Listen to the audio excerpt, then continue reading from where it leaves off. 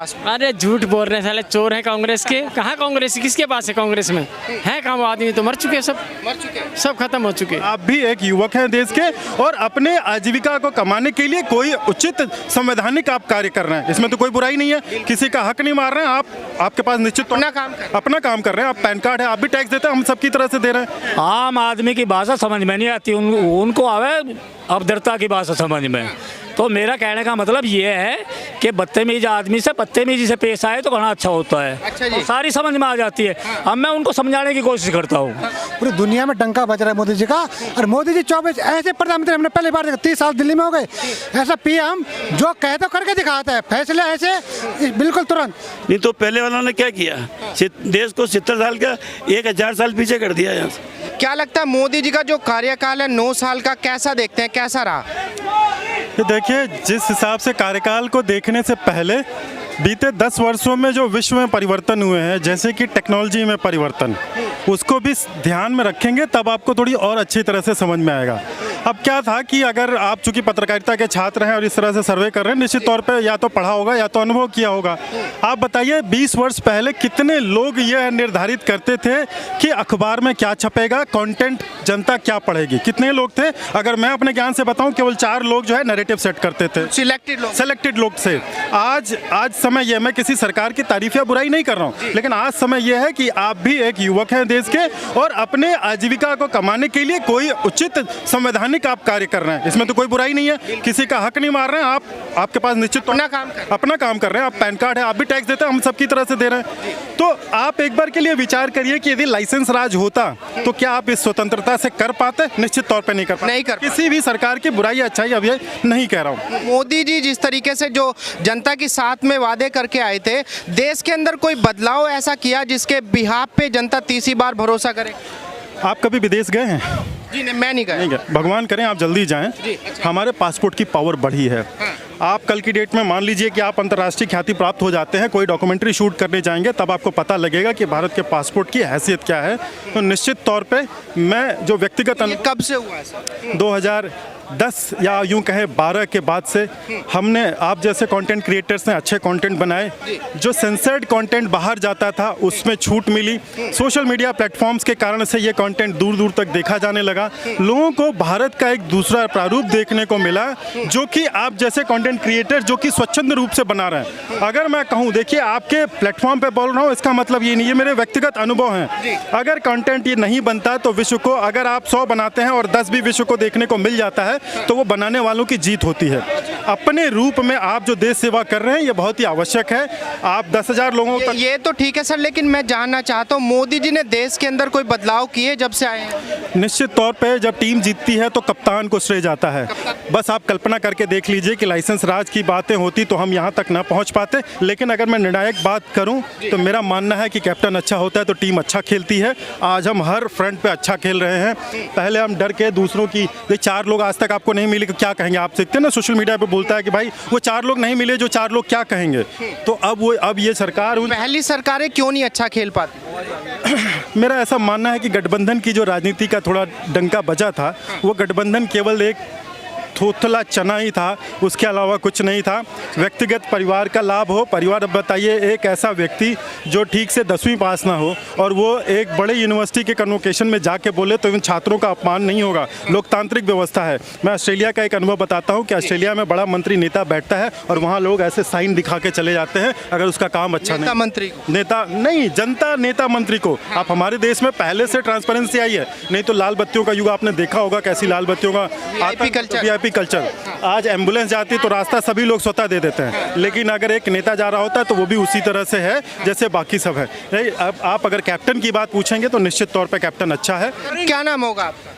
शांतिलाल कोठारी। अच्छा कोठा जी, ये बताइए मोदी जी के लगभग 10 साल का कार्यकाल पूरा हुआ है, क्या लगता है रिपोर्ट कार्ड क्या कहता है? बहुत अच्छी रिपोर्ट कार्ड है, सुंदर है, अच्छा काम किया इन्होंने, कुछ बहुत बड़े स्तर के राष्ट्रीय कार्य इन्होंने किए हैं और विश्व के अंदर अपनी प्रतिष्ठा बनाई है और भी इनका बहुत कुछ वर्चस्व है। लेकिन सर वहीं पे विपक्ष बोल रहा है कि भाई मोदी जी तो देश चलाने में सक्षम नहीं है, बूढ़े हो गए हैं, देश पीछे जा रहा है। नहीं तो पहले वालों ने क्या किया, देश को 70 साल का 1000 साल पीछे कर दिया यहाँ से। मैं ये जानना चाहता हूँ मोदी जी के अंदर ऐसी क्या काबिलियत लगती है जो केवल मोदी जी ही ऑप्शन लग रहे हैं? ऐसा है कि पूरी जनता चाह रही है ना, मेरे अकेले से नहीं होता है, पूरी जनता चाह रही है, उनके कार्यकलापों से चाह रही है।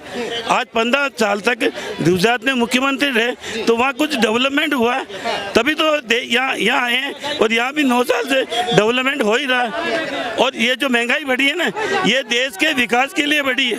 महंगाई जो बढ़ी है, देश का विकास होगा, और विकास निश्चित रूप से महंगाई तो बढ़ेगी बढ़ेगी। लेकिन सर वहीं पे विपक्ष बोल रहा है कि भाई मोदी जी तो देश चलाने के काबिल नहीं है, क्योंकि देश चलाने का अनुभव केवल कांग्रेस को है। कांग्रेस को तो था, लेकिन वो अब नेता नहीं रहे ना, केवल एक गांधी परिवार को लेकर ही सारी राजनीति कर रहे हैं, वो अच्छा नहीं है। अच्छा नहीं है। अच्छा, जिस तरीके से मोदी जी अभी जापान के अंदर G7 का समिट हुआ, वहाँ पे मोदी जी के चरण स्पर्श किए किसी प्रधानमंत्री ने, उस तस्वीर को पूरी दुनिया ने देखा, तो विपक्ष ये बोला कि मोदी जी ये सब दिखाना पसंद करते हैं, उसकी काबिलियत उनके अंदर नहीं है। नहीं, ऐसा नहीं है, काबिलियत नहीं होती तो देश की पूरी जनता उनका नाम ही नहीं लेती, बस सबसे बड़ी बात ये नहीं लेते। हाँ। अच्छा, जिस तरीके से मोदी जी को वैश्विक स्तर पे जो प्रसिद्धि मिली है, क्या मोदी जी सच में उसकी काबिलियत रखते हैं? बिल्कुल 101% काबिलियत रखते हैं, 101%। 2024 में क्या लगता है? 2024 का आने वाले 10 सालों में भी वही आएंगे, मोदी जी। सर 2024 का जो चुनाव आ रहा है, उसको लेके लगातार विपक्ष बोला कि भाई मोदी जी तो देश चलाने के काबिल नहीं है। चला अच्छी तरह से चला रहे हैं, पूरी दुनिया में डंका बज रहा है मोदी जी का। और मोदी जी 24 ऐसे प्रधानमंत्री हमने पहली बार देखा, 30 साल दिल्ली में हो गए, ऐसा पीएम जो कहे तो करके दिखाता है, फैसले ऐसे बिल्कुल तुरंत। तो जो चाहे नोटबंदी 2 बार नोटबंदी कर दी, कोई ऐसा कर सकता है? आज तक कोई नहीं कर पाया। कहते हैं करके दिखाते हैं। मोदी जी ने इतने काम कर दिए, जो 70 साल से मुद्दे अटके हुए थे, 370 राम मंदिर, ये राजनीति करे तो इसमें मोदी जी तारीख नहीं बताएंगे, मंदिर कब बनाएंगे, आज बन रहा है, मजा ले रहे सब।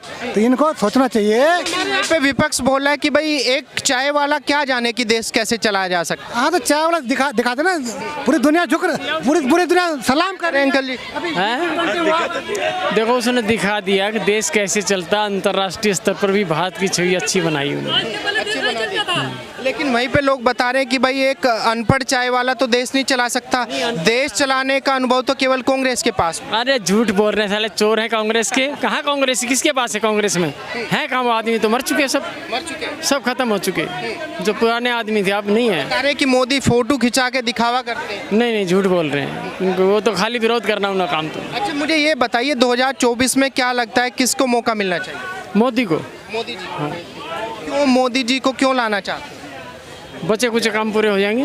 बचे हुए काम, क्या काम बचे हुए? जो भी बचे हुए एक देश एक कानून, और सभी राज्यों में एक साथ चुनाव, चाहे विधानसभा हो चाहे एमपी हो, एक साथ चुनाव होंगे। अच्छा सर, मैं ये जानना चाहता हूँ, जिस तरीके से मोदी जी देश को लेके आए हैं पिछले 10 सालों में, मोदी जी ने देश को, जहाँ देश था हमारा अब से पहले, वहीं पे है, पीछे है, आगे गया है, क्या लगता है? अरे बहुत ऊंचाई पे गया है मोदी जी आने पे। तो देश 70 साल में जितना ने किया, जिससे 100 गुना 9 साल में ऊपर चला गया, बिल्कुल ऊपर चला गया। सारी सब तरफ से ये मतलब उन देश में उन्नति हुई है, चाहे किसी क्षेत्र में ले लो। इन बातों से लगता है कि देश हमारा पहले से ज़्यादा तरक्की कर रहा है। भाई सब बातों में ही कर रहा है, बस सभी बातों में, जैसे कि किसी में भी ले लो आप, आर्थिक सामाजिक लेन देन सब में। और ये सब इलेक्ट्रॉनिक आइटम, जो सब का हवाई अड्डे देख लो, रेलवे स्टेशन देख लो, एकदम क्लीन सब जगह। भाई पहले सब ऐसे रहता था,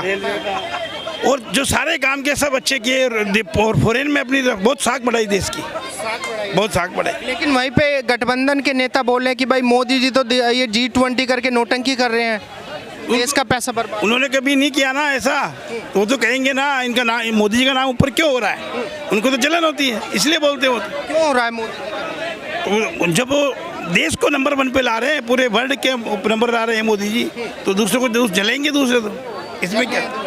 अरे भैया, वे लोग ऐसे हैं गठबंधन वाले, उनके नेता कौन है? आम आदमी की भाषा समझ में नहीं आती, उनको आवे अभद्रता की भाषा समझ में।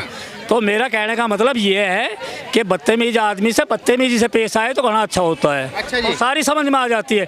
अब मैं उनको समझाने की कोशिश करता हूँ। कैसे? देश आगे इसलिए जा रहा है क्योंकि उनके आतंकवाद पे लगाम लग गई। आतंकवाद पे लगाम लग गई। उनके जो आतंकवाद वे करा देते और वो फंडिंग भेजते थे वो ख़त्म हो गया। आज यहाँ की जनता खुशहाल है। घुसपैठ पे लगाम लगी, माफियों पे लगाम लगी, हरामखोरी के धंधों पे लगाम लगी। जो बिना लाइसेंस के कहीं भी मांस लेके बैठ जाते थे, कुछ भी लेके बैठ जाते थे, आज उन पर लगाम लगी।